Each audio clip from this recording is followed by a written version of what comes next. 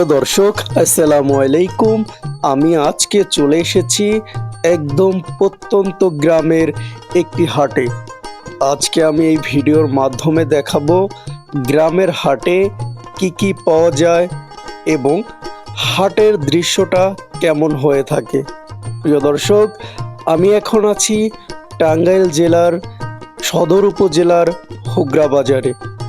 এই বাজারে বেশিরভাগ মানুষই আসে একদম দুর্গম চর থেকে।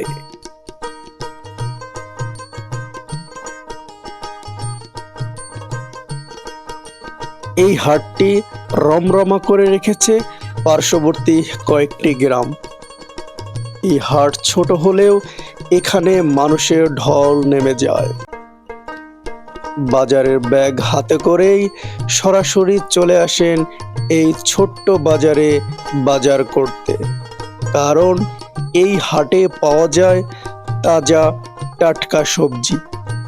সবকিছু অথেন্টিক থাকায় গ্রামবাসী প্রতি সপ্তাহে একদিন হাটে এসে পুরো 7 দিনের বাজার করে নিয়ে যায়।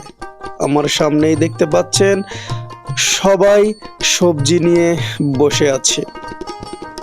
সবাই তাজা টাটকা সবজি সবাই সবাইকে প্রদান করে। এর মূল কারণ হচ্ছে একজন আরেকজনের প্রতি ভালোবাসা। তাজা টাটকা সবজি থাকার সত্ত্বেও কেউ কোনো সময় একটু দাম বেশি নেন না।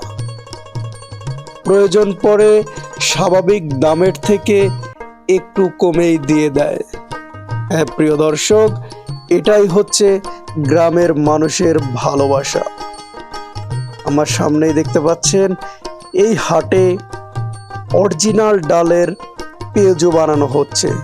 ফলের দোকান, সবজির দোকান, কাঁচামালের দোকান এবং কি এই হাটে আপনারা সব ধরনের জিনিসই পাবেন।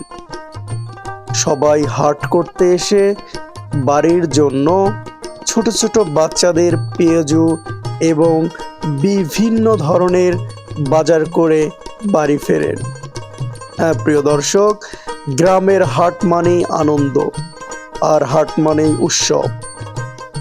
সবাই সবার মতো চাহিদা মোতাবেক বাজার করে নিয়ে যাচ্ছে। সারাদিন পরিশ্রম করে বিকেলবেলা গ্রামের হাটে এসে তারা বাজার করে বাড়ি ফেরেন। এখানে দেখতে পাচ্ছেন ছোট ছোট বাচ্চাদের খাওয়ানো হচ্ছে, মনে হচ্ছে কুটুম বাড়ি। তারা কুটুম বাড়ি এসে তারা মজার খাবার খাচ্ছে।